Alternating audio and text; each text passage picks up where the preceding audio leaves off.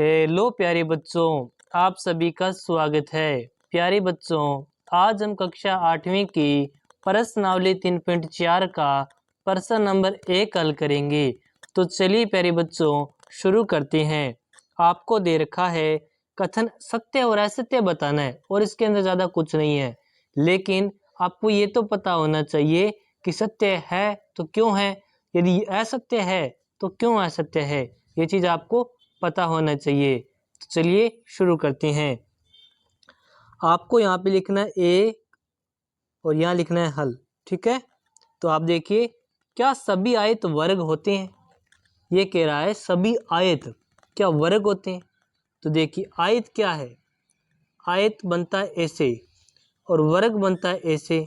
आयत में क्या होता है, आमने सामने की भुजाएं समान होती है और वर्ग में क्या होता है, सारी भुजाएं समान होती है। तो आप यहाँ पे क्या लिखेंगे, आप यहाँ पे लिखेंगे असत्य। क्या लिखेंगे, असत्य, क्योंकि सभी आयत वर्ग नहीं हो सकते। क्यों नहीं हो सकते? वो इसलिए नहीं हो सकते क्योंकि असत्य, क्योंकि आयत में आमने सामने की भुजाएं आमने सामने की भुजाएं, ठीक है, बराबर होती है, बराबर होती है। लेकिन वर्ग में सभी भुजाएं बराबर होती है, सभी भुजाएं बराबर होती है, बराबर होती है, ठीक है। अब हम प्रश्न नंबर बी करते हैं। तो बी में देखिए, आपको दे रखा है सभी समचतुर्भुज क्या समांतर चतुर्भुज होते हैं?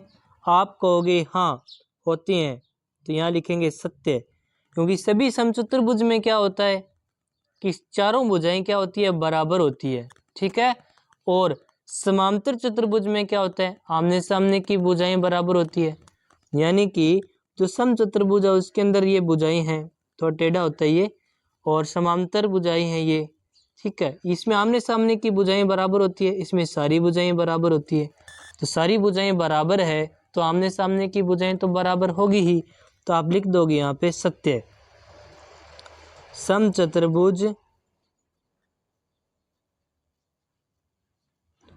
सभी समचतुर्भुज, यहाँ पे लिखोगे समचतुर्भुज सभी आयत होते हैं। इस प्रकार आपको लिखना है, ठीक है। सत्य कथन है, समचतुर्भुज होते हैं जितने भी, वो सारे के सारे क्या होते हैं, आयत होते हैं, ठीक है। अब देखिए सी नंबर प्रश्न आपको क्या कह रहा है। सी नंबर प्रश्न में कह रहा है सभी वर्ग क्या समचतुर्भुज और आयत होते हैं? सभी वर्ग क्या समचतुर्भुज और आयत होते हैं?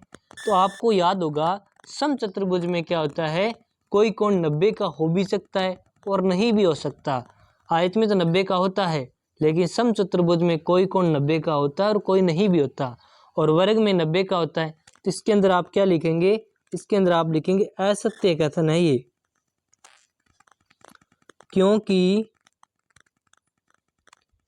वर्ग 90 डिग्री का कोण बनाता है प्रत्येक कोण, और आयत है वो भी क्या करता है, 90 डिग्री का कोण बनाता है। लेकिन जो आपका है समचतुर्भुज, कौन सा चतुर्भुज, समचतुर्भुज, समचतुर्भुज ये क्या है, 90 डिग्री का कोण बनाता भी है और नहीं भी,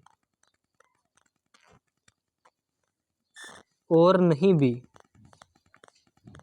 ठीक है।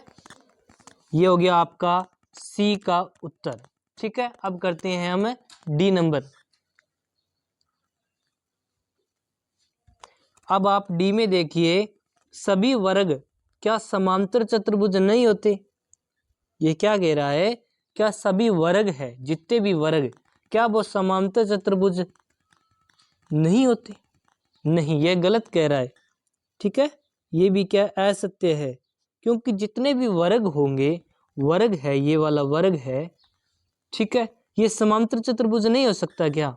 ये हो सकता है, क्योंकि समांतर चतुर्भुज की शर्त क्या होती है? आमने सामने की भुजाएं बराबर हो, ये इसकी पालना करता है। ठीक है, तो ये हो जाएगा असत्य है। इसके अंदर क्या लिखेंगे? सभी वर्ग समांतर चतुर्भुज होते हैं, चतुर्भुज होते हैं, क्या होते हैं। ठीक, अब आ जाइए प्रश्न नंबर करते हैं 5, ई नंबर। ई में क्या दे रखा है आपको वो देखिए। क्या सभी पतंगे समचतुर्भुज होती है? सभी पतंगे क्या समचतुर्भुज होती है? तो आप कहेंगे नहीं, सभी पतंगे समचतुर्भुज नहीं होती। पतंग का मतलब ये होता है कि ये है ना भुजाएं चारों बराबर होती है पतंग के अंदर, ठीक है, लेकिन समचतुर्भुज में ऐसा नहीं होता। समचतुर्भुज ऐसा ही बन जाता है कई बारी। ठीक, इसके अंदर क्या होता है? इस प्रकार होता है समचतुर्भुज। तो इसके अंदर आप लिखोगे असत्य है। और क्यों असत्य ये भी लिखोगे? क्योंकि पतंग का सभी भुजाएं, पतंग की सभी भुजाएं क्या होती है? बराबर होती है। यह आपको लिखना है, ठीक है। अब आ जाओ आगे। एफ नंबर में आपको क्या दे रखा है वो देखिए। एफ नंबर में आपको कह रहा है सभी समचतुर्भुज पतंग होते हैं। ये कह रहा है क्या सभी समचतुर्भुज होते हैं? क्या वो पतंग होते हैं? तो आप कहोगे हाँ होता है, क्योंकि सभी समचतुर्भुज है। ठीक है, समचतुर्भुज का मतलब सारी भुजाएं बराबर है।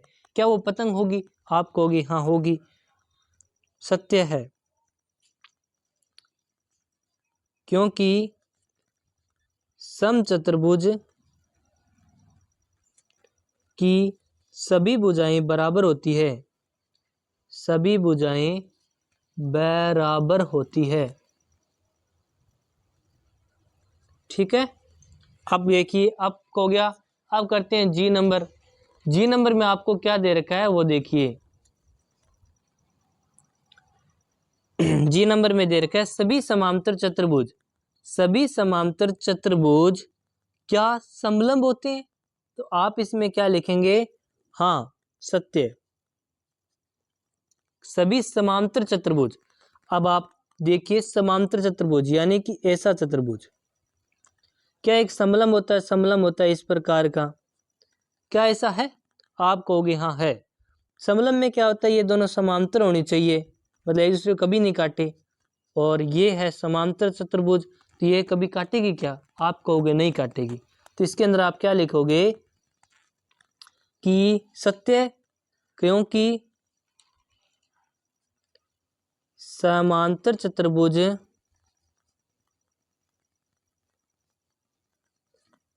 की दो भुजाएं समानांतर होती है। कोई भी दो भुजाएं क्या होती है? समानांतर होती है। ये बात आप यहाँ पे लिख देंगे, ठीक है। अब करते हैं एच नंबर। एच नंबर आपको क्या दे रखा है वो देखिए। एच नंबर आपको दे रखा है क्या सभी वर्ग समलंब होते हैं? आप कहेंगे हाँ बिल्कुल, सत्य लिख दो और कह दो कि हाँ बिल्कुल वर्ग होता है इस प्रकार का, चारों भुजाएं बराबर और समलंब मैंने आपको बता ही दिया। ये कभी काटेगी क्या? आप कहोगे नहीं। ये कभी दूसरे काटेगी क्या? आप कहोगे नहीं। इसके अंदर आप लिख दोगे क्योंकि सत्य है, क्योंकि वर्ग की कोई भी दो भुजाएं आमने सामने की, दो भुजाएं जिसके अंदर क्या है? आमने सामने की होनी चाहिए। वो कौन सी होनी चाहिए? आमने सामने की, समानांतर होती है, ठीक है प्यारे बच्चों, मैंने आपको पूरे के पूरे प्रश्न नंबर 1 के अच्छे तक हल करवा दिए। इसके अंदर असत्य सत्य पूछा है, उसके साथ मैंने ये भी बता दिया कि सत्य क्यों है और असत्य क्यों हैं। ठीक है, मिलते हैं नेक्स्ट वीडियो में, तब तक के लिए धन्यवाद।